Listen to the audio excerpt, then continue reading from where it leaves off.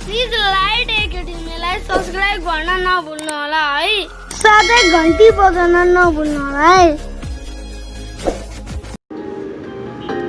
कक्षा 10 प्रत्यागमन कथा गुरुप्रसाद मैनाली। प्रस्तुत कथाबाट सी एक्जाममा तार्किक उत्तरका बढी प्रश्नहरू सोध्ने गर्छौँ र प्रत्यागमन कथाका पात्रहरूलाई हामीले राम्रोसँग के गर्छन् र उनीहरू को हुन् भन्ने कुरा थाहा पाएनौँ भने हामीले तार्किक उत्तर सजिलैसँग हल गर्न सक्दैनौँ। त्यसैले भाइ बहिनीहरूले प्रत्यागमन कथा राम्रोसँग सुन्नुहोला र कथाको बारेमा बुझ्नुहोला। प्रत्यागमन कथा। शोभा बेलुकी पख कौसीमा उभिएर सुकाएका लुगाहरू बटुल्न लागेकी थिइन्। रामु भर्याङमा ड्वाङ ड्वाङ गर्दै हतार हतारसँगै उक्लेर आयो र शोभाका जिउमा टाँसिएर उनको औँला समाउँदै भन्यो, भाउजू तपाईँले टेलिफोन सुन्नुभएको छ? सुन्न हिँड्नुहोस् न त, हामीले कति राम्रो टेलिफोन बनाएका छौँ बाबै। शोभाले रामुको कपाल सुमसुमाउँदै भनिन्, कस्तो टेलिफोन रामु? रामुले पार लाउँदै भन्यो, बाँसको ढुङ्ग्रामा धागो बाँधेर एउटा ढुङ्ग्रो हाम्रो भोगटेको बोटमा बाँधेको छ, एउटा कमलको हलुवाबेतको बोटमा। कम्मलले उहाँबाट बिस्तार बोलेको ढुङ्ग्रामा टटकारे सुनिन्छ भाउजू। जान्न म त्यस्तो जाबो टेलिफोन सुन्न। हिँड्नुहोस् न हिँड्नुहोस्, साँच्चै सुनिन्छ। मैले कमललाई कपाल कन्या भन्दा उसले कपाल कन्यायो अनि उसले कान समात भन्यो, मैले कान समाएँ, टटकारो सुनिन्छ। शोभा सुनेको नसुने गरेर कपडा पट्याउन लागिन्। रामु जाउँ कि जाउँ भनेर गोडा भुइँमा बजार्दै शोभाको औँला समातेर तान्न थाल्यो। आफ्नो कति काम बितिरहेछ, यो केटो नाना ओलीको उल्का गरेर डाकिरहन्छ भनेर शोभा मुसु मुसु हाँस्दै रामुका पछि पछि लागेर बगैँचामा पुगिन्। रामुले शोभालाई ढुङ्ग्रामा कान थाप्न लगाएर भन्यो, म परको ढुङ्ग्राबाट जे भन्छु तपाईँ त्यही गर्नुहोस् है भाउजू। रामु दगुर्दै कमलको बगैँचामा गयो र ढुङ्ग्रोबाट बोल्न लाग्यो। रामुले दाहिने हात उचाल्नुहोस् भन्यो। शोभाले हाँसेर देब्रे हात उचालिन्। रामुले नाक समाउनुहोस् भन्यो। शोभाले कान समाइन्। यसरी शोभाले विपरीत काम गरेको देखेर रामुले भुइँमा गोडा बजारेर रुन्चे मुख लाएर भन्यो, नाइ म बोल्दिनँ, अब तपाईँसँग म नाक समाउनु भन्छु, तपाईँ कान समाउनुहुन्छ। शोभाले हाँसेर भनिन्, भो बा भो, अब तिमी जहाँ जहाँ समाउनु भन्छौ म उहीँ समाउँछु। अनि रामुले कपाल समाउनुहोस् भन्यो। शोभाले कपाल समाइन्। रामुले गालामा हात राख्नुहोस् भन्यो। शोभाले गालामा हात राखिन्। आफूले भनेअनुसार शोभाले गरेको देखेर रामुले खुसी भएर शोभालाई भन्यो, भाउजू अब तपाईँ मलाई भन्नुहोस् त। शोभाले ढुङ्ग्रोमा मुख लगाएर भनिन्, अब हिँड्बा जाउँ, तिमीलाई भोक लागिसक्यो होला। रामुले दगुर्दै आएर शोभाका जिउमा टाँसिएर उनको सारीको सम्को समाउँदै भन्यो, कसो हुँदो रहेछ हामीले भनेको, सुनियो कि सुनिएन? तपाईँ सुनिँदैन भन्नुहुन्थ्यो नि। रामुको गालामा मै खाएर उसको हात समातेर शोभाले भनिन्, हिँड जाउँ, माथि लुगा त्यसै असरल छन्। माथि लगेर शोभाले एउटै कचौरामा चिउरा जिलेबी हालेर रामुको हातमा दिइन् र आफू लुगा उठाउन कौसीतिर गइन्। रामु शोभाको सौतिनी देवर हो। शोभा दुलै भएर यस घरमा आउँदा रामु 1.5 वर्षको थियो। शोभा 16 वर्षकी थिइन्। त्यसै वर्ष रामुलाई शोभाका जिम्मा लाएर रामुकी आमा नफर्कने बाटो लागिन्।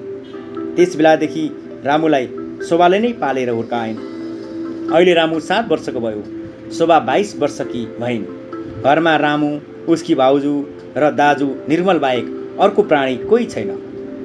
रामुका बुबा त ऊ वर्ष दिन नपुग्दै मरिसकेका थिए। आमा पनि 1.5 वर्षमा गइहालिन्। अब यस मृत मातृहीन शिशुका मातापिता शोभा र निर्मल नै छन्। घरमा उसका निम्ति सदा बाल साम्राज्य छ। शोभाबाट उसले प्रशस्त मातृत्व सुख पाइरहेको छ। शोभाको यस अलौकिक गुणको प्रशंसा टोल छिमेका समस्त नरनारीले गरिरहेका छन्।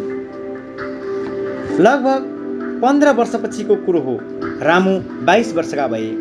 यसै साल उनको प्रथम श्रेणीमा एमएससी पास गरे र रिजल्ट निक्लेको दिन रामुले फस्याङ फस्याङ गर्दै तलामा उक्लेर शोभालाई बोलाएर भने, भाउजू म एमएससी पास भएँ, सबैभन्दा पहिला भएछु। रामु कुर्सीमा बसेर शोभालाई पास भएको विवरण सुनाइरहेका थिए। शोभा कुर्सी पछाडि उभिएर आँखाबाट हर्षाश्रु झार्दै रामुको कपाल सुमसुमाइरहेकी थिइन्। आँसुका थोपा रामुका पिठ्यौँमा खसिरहेका थिए। एउटा साधारण गरिबका छोराले सफलता साथ एमएससी पास गरेको सुनेर सबैले प्रशंसा गरे। मानिसहरूले विशेष गरेर यसको प्रधान श्रेय निर्मल चन्द्रलाई दिए।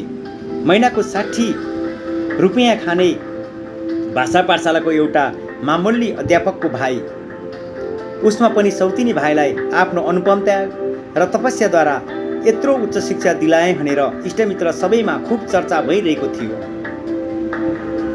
यता भाइ पहिला भई पास भएको देखेर निर्मलको पनि आनन्दको सीमा थिएन। चिनी जानेका जुनसुकै मानिससँग भेट हुँदा पनि थाहा पाउनुभयो हाम्रो रामु पहिला भएर एमएससी पास भयो नि भनेर सुनाउँदै हिँड्थे। उता खुसीले शोभाका पनि भुइँमा गोडा थिएनन्। टोल छिमेकका महिलासँग भेट हुँदा सबैलाई रामु पास भएको कुरा सुनाउँथिन्। यस कुरामा उनले आफ्नो ठुलो विजय सम्झेकी थिइन्। पास भएको दोस्रो साल गुरु पुरोहित उन्मतराज पण्डितले रामुलाई छोरी दिए। पुर्खाहरूले पनि आजसम्म आँट्न नसकेको त्यति ठुलो खानदानमा आफ्नो सम्बन्ध जोडिने भएकाले निर्मलको हर्षको सीमा रहेन। दरिद्र निर्मलको घर धितो राखेर खुब मन फुकाएर बिहेको सरजाम जोडे। दुल्हा अन्माउने बेलामा रामुले शोभाका गोडामा रुपियाँ राखेर ढोगिदिए। शोभाले गभरी आँसु पारेर रामुलाई दही खुवाइदिन्। भोलिपल्ट बेलुका पख बरियात फर्क्यो। शोभा सियालीको सरजाम लिएर ढोकामा उभिएकी थिइन्। अप्सरा जस्ती दुलै अगाडि लाएर रामु बिस्तारै आएर ढोकानिर उभिए। शोभाले दुलैको घुम्टो पन्छाइन् अनि गहभरी हर्षाश्रु पारेर हाँस्दै रामुका मुखपट्टि हेरिन् र सियाली गर्न लागिन्। पर्सिपल्ट दिउँसो शोभा टोल छिमेकका महिलाहरूलाई बोलाएर भोज खुवाउन लागेकी थिइन्। उनको शरीर पछ्यौरा अस्तव्यस्त भइरहेको थियो। टोलका महिलाहरूले भने, नानी बजै रामुको उस जन्मकी आमा तपाईँ नै हुनुहुँदो रहेछ। टुहुरो देवरलाई पढाइ गुनाई मानिस तुलाएर उनको घरजम गरिदिनु भयो। तपाईँको ऋण रामुले 7 जन्म सेवा गरे पनि तिर्न सक्दैन। शोभा गहरी आँसु पारेर निम्तारूहरूलाई खानेकुरा थप्न लागे। रामु आफ्नो कोठामा पल्टेर यी सबै कुरा सुनिरहेका थिए। बिहे भएका 2-3 महिनापछि रामु त्रिचन्द्र कलेजमा विज्ञानका प्रोफेसर भए। महिनाको 60 भित्र नै निर्मलका घरमा अब 560 रुपियाँ भित्रिन लाग्यो। दरिद्र राम कुम्लो काम्लो कसेर निर्मलका घरबाट विदा भए। रामु हरेक महिनाको पहिलो सातामा पुरा 500 रुपियाँको थैली ल्याएर शोभाका हातमा राखिदिन्थे। पहिलेपटक रामुले तलब थन्क्याउन दिएका दिन शोभाले कोठाभित्र पसेर हर्षाश्रु झार्दै मनमनमा भनिन्, मानिसहरू रामुलाई मेरो देवर भन्छन्, देवर होइन छोरो हो। हाम्री जी आमाले 15 वर्षको उमेरमा बालाई पाउनुभएको अरे भन्थे। दुलै बजेले रामुलाई मेरा जिम्मा लाएर जाँदा म 16 वर्षकी थिएँ। त्यसबेला रामु 1.5 वर्षको हुँदो इत्यादि कल्पना गर्दै आँचलका छेउले आँसु पुछेर शोभाले दामको पोका थन्क्याएकी थिइन्। रामुले पनि आफ्ना उपर निर्मल र शोभाले लगाएको ऋणको हिसाब किताब बिर्सिएका थिएन। दाजु र भाउजूका प्रति बहुतै आदर र स्नेह गर्थे। यसै बीचमा निर्मलका पनि 2 जना सन्तान जन्मे, छोरी वसुधा र छोरो हरि। उनीहरू आफ्ना बुवा आमालाई भन्दा कान्छा बुवालाई बढ्ता पछ्याउँथे।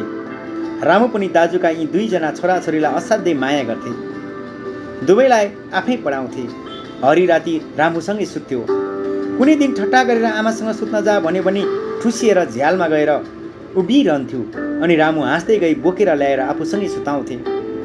रामु बाहिर डुल्न जाँदा हरि खुब ठाटिएर रामुको औँला समातेर सँगसँगै जान्थ्यो। साथीहरूले यो को हो भनेर सोधे राम छोरो भनेर उत्तर दिन्थे। एक दिन रामुले कताबाट हो एउटी महिला लिएर आए र शोभासँग भने, अब पनि दिनहुँ आगामा पिल्सेर कति पकाइरहनुहुन्छ भाउजू, तपाईँको जिउ सुकेर आधा भइसक्यो। आज मैले एउटी भान्से खोजेर ल्याएको छु। अबदेखि यिनैलाई पकाउन लाउने गर्नुहोस्। सघाएपछि अलि दिनमा तालिम प्राप्त हुन्छन्। शोभाले भनिन्, हुन्छ बा, मैले पनि साह्रै बर्खत भएर कहाँ पकाउने गरेको हुँ र। जिउमा अघि जस्तो तागतै छैन, हातगोटा कर कर खाइरहन्छ। त्यस दिन पनि शोभाको आँखाबाट 2 थोपा आँसु खसे। घरमा नोकर चाकर पनि थपिए। शोभाले अब उस्तो काम धन्दा गर्नु पर्दैन थियो। निर्मल चाहिँ आफ्नो कोठामा बसेर गुडीमा तमाखु खाँदै जजमानहरूका चिना लेख्दै गर्थे। कुनै मानिस घर व्यवहारका कुरा सोध्न आए भने, म केही जान्दिन, जे भन्ने हो ऊ सानो बुबासँग भन भनेर आँखी भाउले रामुको कोठापट्टि इसारा गरेर देखाउँथे। रामुसँग भेट गर्न ठुला मानिस आउँथे। पढ्न आउने विद्यार्थीहरूको पनि ताती लाग्थ्यो। अस्तिको दरिद्र घर आज सम्पन्न देखियो। रामुको चकचकी देखेर मानिसहरूले भन्थे, देख्यौ टुहराको दिन फिर्दा यसरी फिर्छ। रामुकी दुलै 2-4 महिनामा घरमा आएर 2-4 दिन बसेर माइत जान्थिन्। यसरी 2-4 दिन बसेर गइन्जेल त उस्तो गडबड केही भएको थिएन। परन्तु एक वर्षपछि चाहिँ बस्ने गरेर आइन्। आफू तामदानमा बसेकी थिइन्। पछि कोसेली र मालतालले खर्पन बोक्ने डोलीहरूको लर्को थियो। तामदानका साथमा खुब नक्कल पारेर सारी क्लिप लाएका 2 जना महिला पनि आए। हरि र वसुधा झ्यालमा बसेर आगन्तुकहरूलाई हेरिरहेका थिए।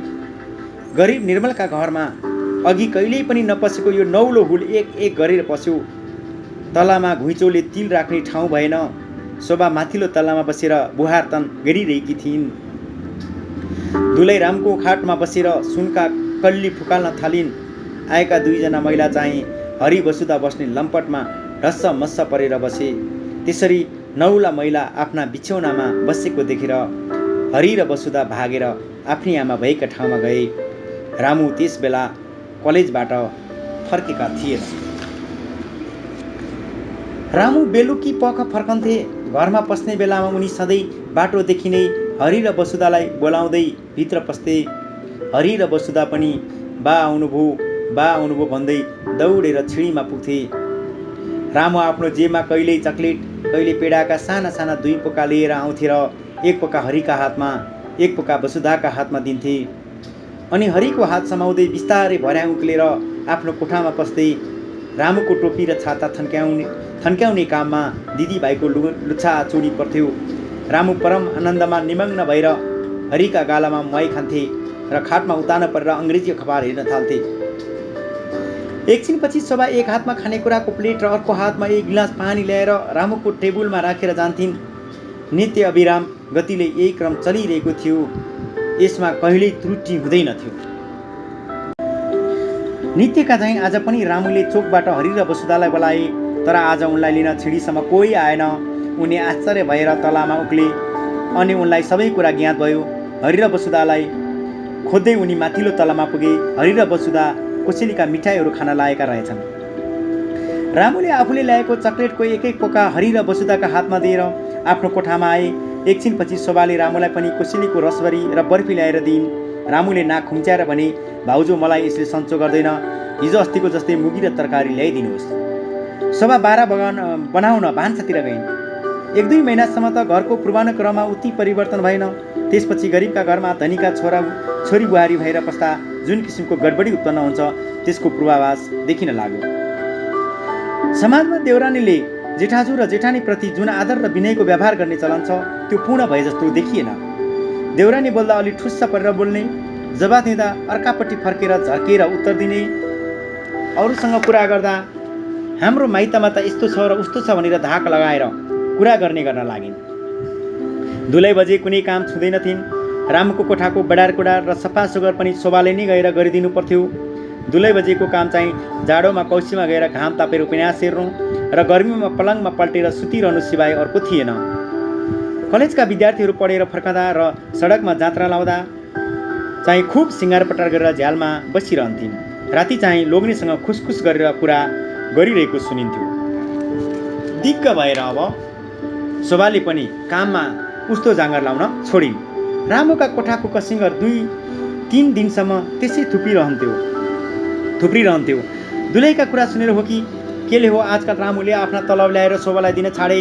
हरि र वसुधा पनि अचेल रामुको कोठामा उस्तो जाँदैनथे। कहिलेकाहीँ गए भने पनि कस्ता समझ नभएका केटाकेटी भनेर दुलै आमा यत्रा आँखाले हेर्थिन्। पकाएको भात बेलामा गएर खाइदिन्नथिन्। महिनामा 2-4 पटक भान्सा छोडिदिनु पर्थ्यो। उता छरछिमेकका महिलासँग कुराकानी हुँदा चाहिँ मलाई खानै नदिएर मार्न लागि भन्छन् अरे भन्ने सुनिन्थ्यो। अचेल रामुले पनि दाजुभाउसँग ऐको झैँ प्रेम र विनयले बोल्न छाडे। टोल र छिमेकका महिलाहरू निर्मलका घरको कुरा उठाएर खाने खुसी गर्न लागे। एक दिन दुलैको कुरालाई लिएर दाजुभाइको सामान्य हिसाबसँग ठाकठुक पनि भयो। रामुले भने दाजु म छुट्टिएर बेग्लै बस्छु। रामुको कुरा सुनेर निर्मलले गभरी आँसु पाएर भने पर्खिबा एकपल्ट भाउजूलाई लिएर 3 धाम गरेर आउँ अनि छुट्टिएलास्। जिन्दगीभर दुःख गर्दै बुढो भइहालेँ। भाउजू पनि रोगी छ। हामी दुवैजना उतै मऱ्यौँ भने तैँले छुट्टिने काम परेन। वसुधाको बिहे गर्ने बेला भइसक्यो। उसलाई एउटा बाहुनको छोरो खोजेर जिम्मा लगाइदिनु। हरि बालकै छ। उसलाई जे गर्नुपर्छ आफै जान्नु। म आफ्ना रापले आफै पिल्सिराखेको मानिसलाई किन बुझ्छस्। शोभा चाहिँ अर्कापट्टि फर्केर देवर र पतिका कुरा सुन्दै आँसुका थोपा खसाल्दै थिइन्। केही महिना यही क्रम चल्यो। एक दिन बिहानै एउटा कार र एउटा लरी घुइँ गर्दै निर्मलका ढोकामा आएर उभिए।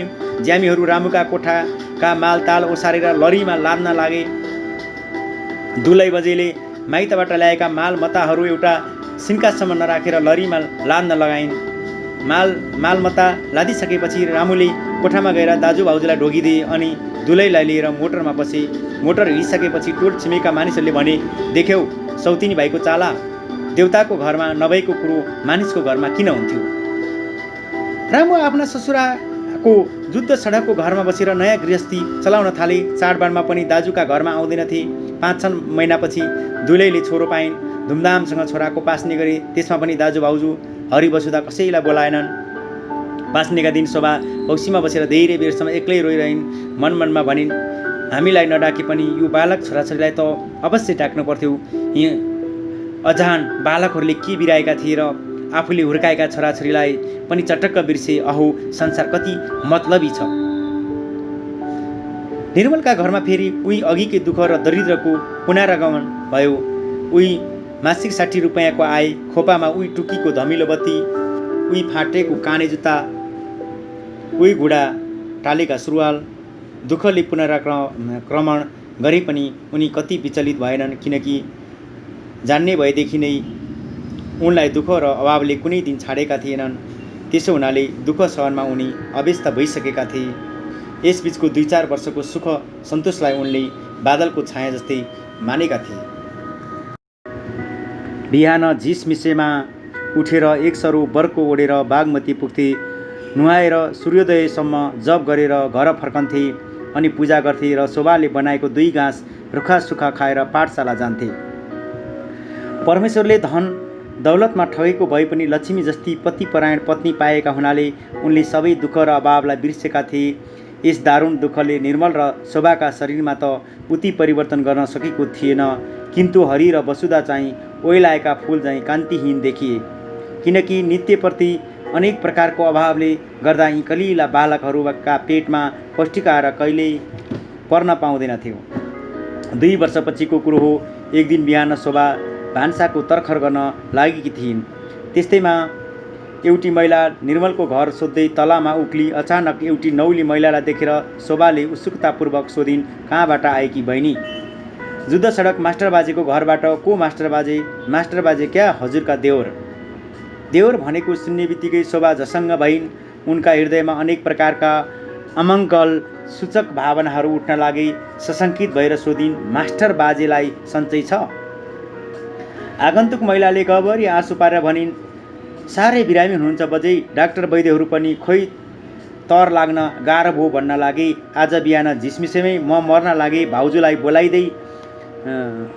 बोलाइदे ऊ भनेकाले लिन आएकी बजै। नलिन आउनु भन्नुभएको छ। आजकाल खाली भाउजू भाउजू भनेर रोइरहनुहुन्छ। शोभाका आँखाबाट आँसुका थोपा झर्न लागे। आँचलका छेउले आँखा पुस्दै रुन्चे स्वरले भनिन् यस्तो हुने रहेछ र पो आज 10-12 दिनदेखि तारान्तार छाती चर्किरहन्छ। यति भनेर शोभा घरमा गर्नुपर्ने काम कुराहरू वसुधालाई अराउन सिकाउन लागिन्। 10 बजेतिर शोभा रामुका घरमा पुगेर उनको कोठामा पसिन्। त्यसबेला रामुलाई निन्द्रा परेको रहेछ। रामुका कोठाको छाँटकाँट देखेर शोभा दुखी भइन्। कोपरा नमाजेर कालो भइराखेको, ठिकदानीमा झिङ्गा भन्किराखेका, ठाउँ ठाउँमा कसिङ्गा थुप्रिराखेका, मैला लुगाहरू यताउति छरिराखेका, किताब र छापाहरू जथाभावीसँग मिल्किरहेका थिए। ओछ्यानमा मैलो तन्ना ओछ्याइराखेको रामु पनि मैलो कमिज सुरुवाल लगाएर मैलो दोलाई ओढेर सुतिरहेका थिए। दुब्लाएर हात गोडा सिल्का जस्ता भएका, शरीर रक्तहीन, केश रुखो, अनुहार फुङ्ग उडेको, दारी जुङ्गा र हात गोडाका नङ लामा लामा भइराखेका, कोठामा बिरामी कुर्ने मानिस कोही पनि नबसेका, पल्लो कोठामा सानो छोरो रोइरहेको, घरको यस्तो विभत्स दृश्य देखेर शोभाको मन एक तमासको भयो। पल्लो कोठामा गएर छोरालाई बोकेर ल्याइन् र कोठामा छरिएका मालताल सिँगार्न लागिन्। मैला लुगाहरू सबै एक एक गरेर मिलाएर राखिदिइन्। कोपरा लगेर कोठा बाहिर बरन्डाको कुनामा राखिन् र छोरालाई काखमा लिएर रामुको ओछ्यान अगाडि चकलामा बसिन्। एकछिनपछि रामु बिउजे आफ्ना अगाडि अप्रत्याशित जननी जस्ती भाउजूलाई देखेर रुन्चे मुख लाएर आफ्नो कपाल घिसार्दै भाउजूका गोडामा पुर्याएर छातीमा भक्कानो पारेर रुँदै छिड स्वरले भने, भाउजू म मर्न लागे, मेरा हरि र वसुधा कहाँ छन्? शोभाले आँसु झार्दै रामुको कपाल तक्यामाथि राखेर उनको निधार छामिन्। भुङ्रो जस्तो ज्वरो रहेछ। अनि शोभाले रामुको कपाल सुमसुमाउँदै रुन्चे स्वरमा भनी, नरोबा म आइपुगे, अब तिमीलाई बिसेक हुन्छ। एकछिनपछि महलले कालो भएको धोती र मैलो जनै लागेको एकजना मानिसले एउटा मैलो गिलासमा बार्ली लिएर आयो र रामुका अगाडि राखिदियो। बार्ली पनि कालो कालो रहेछ। शोभाले मनमनै भनिन्, बिरामीको पथ्य आधा दिनमा तयार भएर आउँछ। उसमाथि यस्तो मैलो र लोग्नेको गति यस्तो छ, स्वास्नी चाहिँ एकपटक पनि कोठामा पसेकी देखिँदैन। घरमा स्वास्नी अगतिली भएपछि लोग्नेको यस्तो दुर्दशा हुन्छ। शोभाले बार्ली ल्याएको मानिसका मुखपट्टि हेरेर भनिन्, बार्ली के ताप्केमा पकाउने गरेको छ? उसले लाज माने जस्तो गरेर भन्यो, हजुर 2 बजे खोइ नि, आज मुमासँग दक्षिणकाली जान्छु भनेर बिहानै माइत जानुभयो। अब शोभाले रामुको सुसुपा आफ्ना हातमा लिइन्। बाकसबाट धोएका लुगाहरू झिकेर रामुका लुगा फेरिदिइन्। ओछ्यानमा पनि धोएका तन्ना र खोलहरू हालिदिइन्। धोबी बोलाएर मैला लुगाहरू धुन दिइन्। कोठामा दिनको 2 पटक बडार कुडार हुन लाग्यो। कोपरा फिक्दानीहरू रोजै माजिन लागे। कोठामा बिहान बेलुका 2 टाइम धुप सल्काइदिन्थिन्। औषधि र पथ्य टाइममा पर्न थाले। दिनरात रामुका सिरानी लिएर बसेर रुमालले हम्किरहन्थिन्।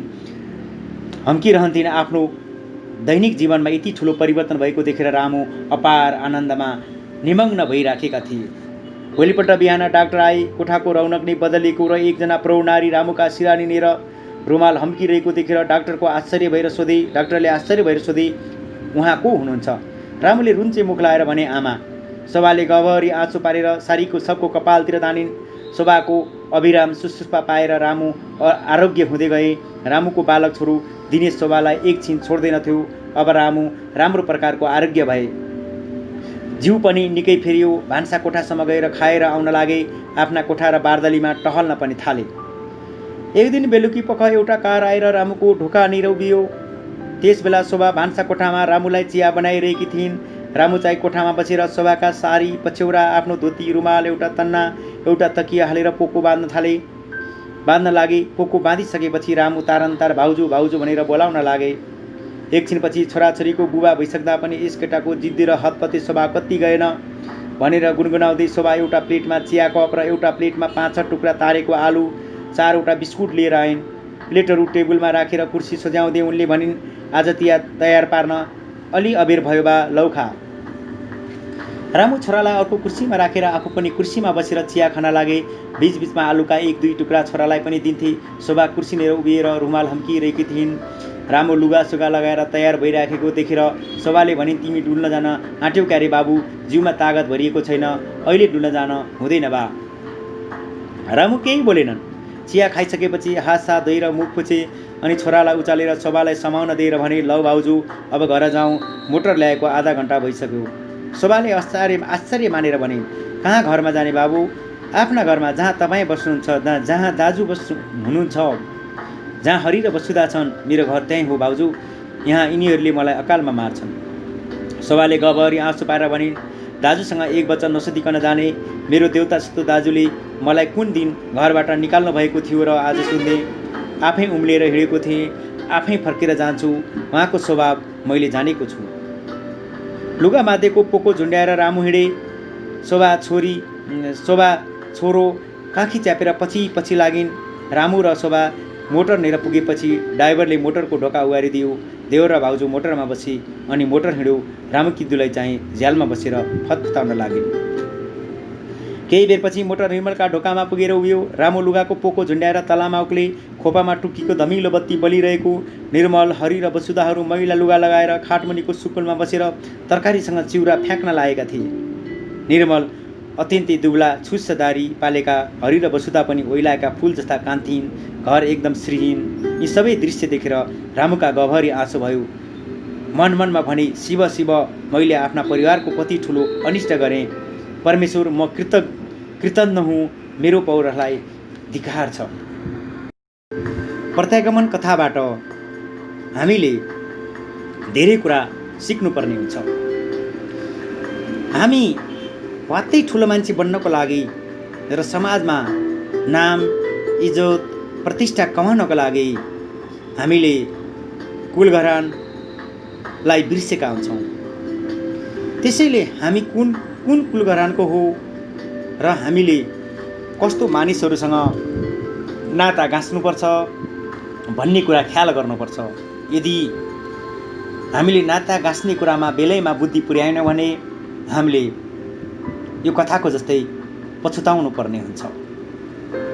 चाहे केटाको बिहे गर्ने कुरा होस्, चाहे केटीको बिहे गर्ने कुरा होस्, आफ्नो घर खानदानको हैसियतलाई हेरेर सुहाउँदो खालको विवाह गर्नुपर्छ। हामी मानिस वात्तै धनी हुनको लागि केटी धनी परिवारको देख्ने बित्तिकै त्यसको शिर, स्वभाव, बानी बेहोरा नहेरिकन तुरुन्तै फैसला गरेर विवाह गर्ने गर्छौँ, जसको कारण नकारात्मक प्रभाव पर्ने गर्छ। यस कथामा पनि त्यस्तै देखिएको छ। र अर्को कुरा, केटीहरू पनि धनी केटाहरू देख्ने बित्तिकै उनीहरूलाई विभिन्न जालझेल गरेर विभिन्न उपाय लगाएर बिहे गर्न पाए हुन्थ्यो भन्ने लालचमा पर्छन्। तर बिहे भएर गएपछि केही समयपछि आफ्नो जवान सकिएपछि त यस्ताको छोरो, त छोरी, त यस्तो गरिबको छोरी, त यस्ताका सन्तान भनेर केटाले भन्ने गर्छ र पीडित भइन्छ। त्यसैले गर्दा पहिला आफू पढेर सक्षम भएर आफ्नो हैसियत खालको र आफ्नो क्षमता अनुसारको केटा खोजेर बिहे गऱ्यौँ भने हामीले पनि केटालाई जवाफ दिन सक्छौँ। र केटी पनि आफ्नै हैसियतको र ज्ञानी, बुद्धिजीवी र समाजमा घुलमिल हुने किसिमको विवाह गऱ्यौँ भने यस कथामा जस्तो दुःख, पीडा, वेदना हामीहरूले भोग्नु पर्दैन। त्यसैले यस कथाबाट हामीले कुलघरान राम्रो भएको, शिक्षा दीक्षा भएको र समाजमा घुलमिल गर्ने खालको वातावरण भएको केटा र केटी रोज्नुपर्छ र खोज्नुपर्छ। त्यस्तै खालको व्यवहार भएको केटा र केटीको जोडा मिलाइदियो भने पक्कै पनि यस कथाको जस्तो विचलित अवस्था आउने छैन भन्ने कुरा हामी यस कथाबाट ज्ञान प्राप्त गर्न सक्छौँ। शब्दको अर्थ: प्रत्यागमन, फर्केर आउने काम, फर्कने काम। भोगटे, ज्यामिर जातको डल्लो र ठुलो बाक्ला बोक्रा भएको रसिलो र गुलियो जातको फल। हलुवाबेत, कडा कडा पात, सेता फुल, राता मजौला खालका गुलिया फल हुने एक रुख। ढुङ्ग्रो, भित्रपट्टि खोक्रो भएको बाँस, पाता आदिको नली जस्तो वस्तु। असरल, लथालिङ्ग, अलपत्र, सम्हालिन नसक्ने अवस्थाको। जिलेबी, रोटीको सानो प्रकार, जेरी। दितो, आसामीले लिएको ऋण सम्बन्धी, धन बापत, साउ वा धनीलाई तमसुकमा लेखिदिएको घर जग्गा आदि। बरियात, विवाहमा बेहुलाका साथ बेहुलीका घरमा जाने आमन्त्रित व्यक्तिहरूको समूह जन्ती। सियाली, नयाँ दुलैको आगमन हुँदा पूजाको सामान लिएर विधिपूर्वक गरिने आरती। जियामा, हजुरआमा, आँचल, पछ्यौरा, बर्को, च्यादर। बरकत, मानिस वा अन्य प्राणीमा भएको शारीरिक शक्ति, बल। जजमान, कर्मकाण्डको विधान जान्नेको निर्देशनमा पाठ पूजा गर्ने व्यक्ति। तामदान, मानिसले मानिसलाई बोक्ने साधन। खर्पन, दुवै छेउमा डालाका आकारमा भाँडा झुन्ड्याई नोललाई काँधमा हाली माल सामान बोक्ने साधन। बुहारतन बुहारीको काम वा अभिभारा, बुहारीले गर्नुपर्ने घरधन्दा, घरको पिरलो र सकस। लम्पट सानो खालको पातलो डसना। छिडी तला हुने घरको सबभन्दा तलो भुइँतलो। मुगी मासका जस्ता पात हुने, पहेँला फुल फुल्ने र लामा लामा कोसाभित्र मसिना दाना हुने एक अन्न मुङ। पूर्वाभास पछि हुने कुनै काम कुरा आदिको पहिले नै देखिने लक्षण, पछि आउने परिस्थिति वा हुने घटनाको पूर्व लक्षण। मालमत्ता माल सामान, लरी छाना नभएको एक प्रकारको ट्रक। बरको सानो एकसरो ओढ्ने वा पछ्यौरा विशेष मजेत्रो, दारुण, कठोर, कडा, भयानक। कान्तिहीन सौन्दर्यहीन। कोपरा प्राय केटाकेटी वा बिरामीलाई दिसा पिसाब गराइने पित्तल वा आल्मुनियम आदिको भाँडा, फिक दाने थुक्ने भाँडो। विभत्स घिनलाग्दो वस्तु घृणा उत्पन्न हुने गराउने। विभत्स घिनलाग्दो वस्तु घृणा उत्पन्न गराउने। बरन्डा घरको मुख्य भागदेखि बाहिरपट्टि गाँसिएको छानासहितको भाग, बार्दली, कौसी। चकला रोटी बेल्ने प्राय बाटुला आकारको काठको सानो चौकी, सकटी। भुङ्ग्रो दाउरा बलिसकेपछिको आगोको ठक ढकाउँदो अवस्था, आगोको फिलिङ्गाको थुप्रो। बार्ली बिरामीका लागि तयार पारिएको एक प्रकारको रसयुक्त खानेकुरा। आरोग्य रोग नभएको अवस्था, तन्दुरुस्ती। तारन्तार लगातार निरन्तर। श्रीहीन शक्ति नभएको, कान्तिविहीन। कृतज्ञ गरेको उपकार नदेख्ने वा नमान्ने, बैगुनी। धन्यवाद भाइ बहिनीहरू। यस लाइट एकाडेमीलाई सब्सक्राइब गर्न नभुल्नुहोला। हस्त धन्यवाद।